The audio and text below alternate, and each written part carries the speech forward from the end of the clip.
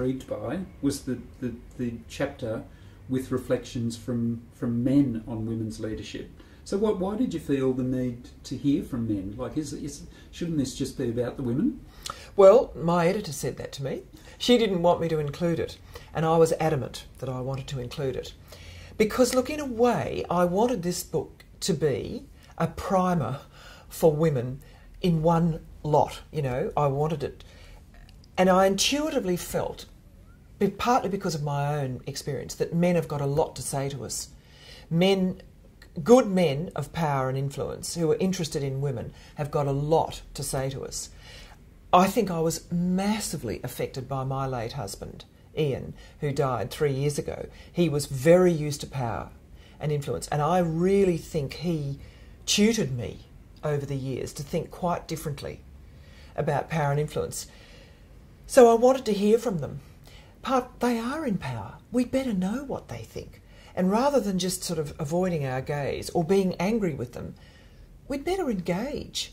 So that was why I felt they had lots of tutoring, as it were, little hints, helpful hints. And I think they do. And I think the sort of unintended side effect for me from my interviews with those men was to see how much they were changing. That was a surprise, which I think is again very good news. So, look, I wanted this to be inviting to women, and there was so much demoralisation around after Julia Gillard, even among women who didn't like her. There was that sense of heaviness. Oh, we're stuffed for a generation. Well, I don't think we are, and I didn't want it to be. So this was my effort to harness those feelings and turn it around.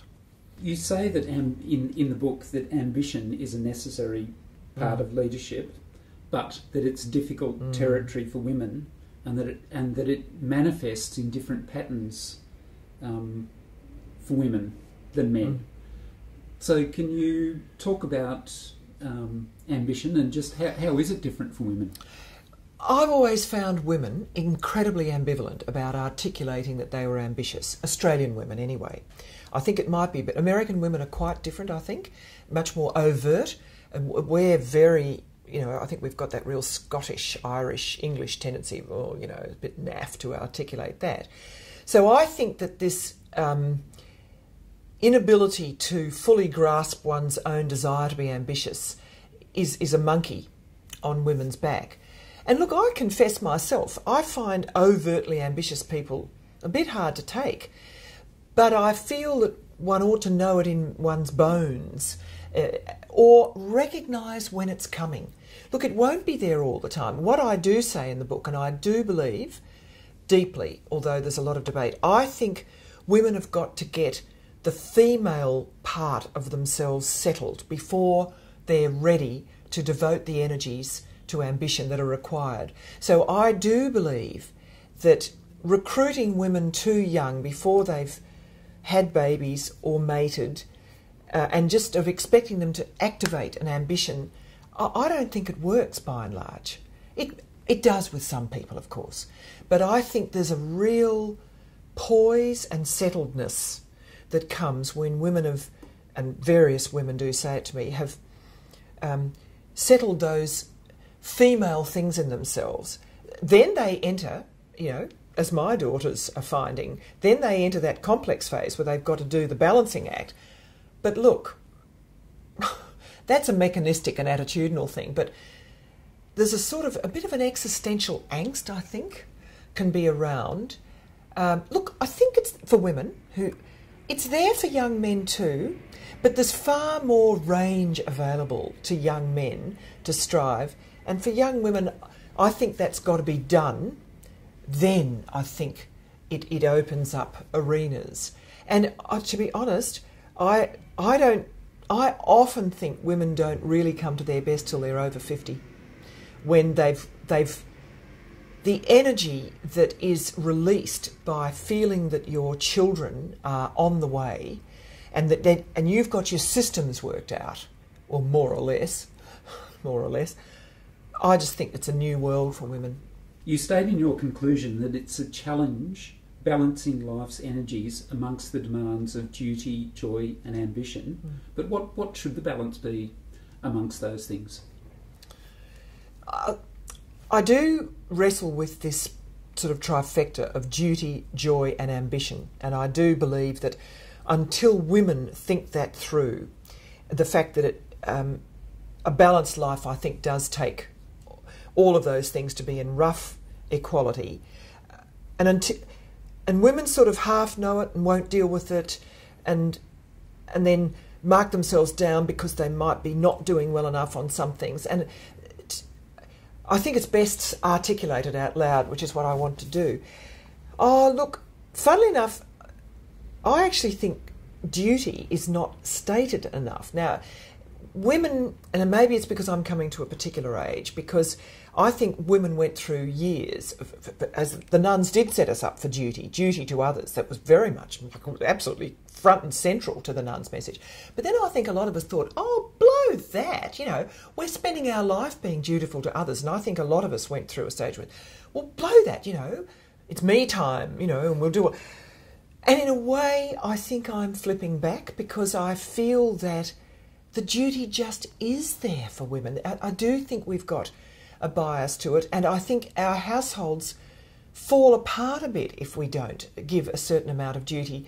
So I feel that rather than sort of resenting it, it's better to know it and then ask others to join in that dutiful. Like, I don't think it all should be oneself, but I think duty is a word that is, funnily enough, not prioritised enough in this sort of narcissistic times.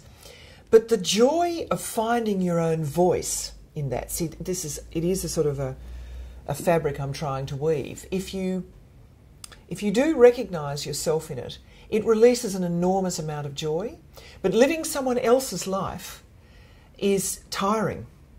And I believe for a long, long time we've got a certain cup of energy, and the sooner you recognise and articulate to yourself, and I do mean articulate in words, where what are your core needs and your core desires, it frees up a lot of energy. And it admits ambition or not. Because I do say my final chapter is about we may all have to learn to be very good followers. We haven't all got leaders within. This is a nonsense. Frankly, it's arrant nonsense. It's a massive arrogance. I feel quite powerfully about it, that we're all inspired these days to aim for excellence, and as if leadership is the ultimate sort of almost sacred goal. That's rubbish. So we have to find, and I do actually think this is where the Catholic doctrine has really helped me. You find yourself, you find your place, and enjoy that. And in a way, I do think that's the sacred duty, is to feel a contentment with where you find yourself. But it won't come with no risks.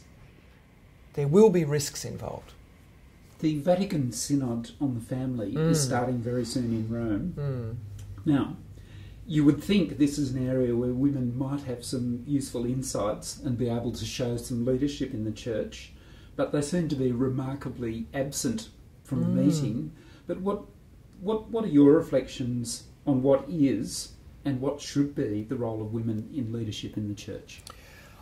I would love to see women in far more positions of leadership in the church. In fact, I really think it is. It and laity, of course, are the big new areas that just have to be solved. And this synod is turning out to be a bit of a curate's egg, pardon the pun. I mean, I had an idea of what it would be like, and it doesn't seem to be turning out like that. Now, maybe we'll all be wrong. I don't get a feeling of it reaching into my life, and I imagined that would be the big new possibility, that it would be a massive stamp, that it would be branded, we are different, and it doesn't seem to be doing that. Look, I think women, I do think there is a deep-seated fear of female leadership in the church. Secondarily, a fear of lay leadership in the church beyond a certain point. And look, I think it's in a way the last frontier for the church. And I think, I mean, I know women sit in a range of panels now, and it seems to me that they, like archbishops' finance committees and so on and so forth. I've got various friends who are sitting on, and they feel very involved. But somehow there's a sense, I think, that women will push down boundaries that will be damaging. So, which, I mean, there may be some boundaries that we push down, but this is the element of risk, which I sort of feel is throughout my book. You can't live in the 21st century as an institution without taking some risks with your pre-existing conventions and boundaries.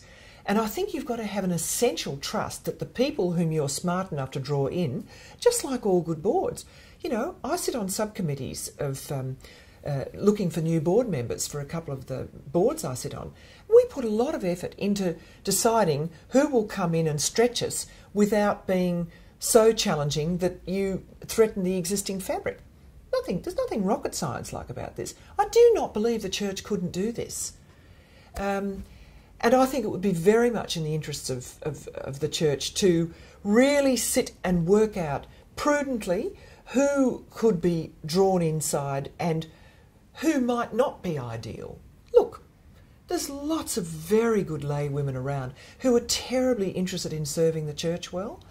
I know that, I'm not guessing that, and I think that they would really help the church move into this new stage of engaging with the community better. I think there's a great desire, great appetite in fact, great appetite to serve, and I'd love to see it happen.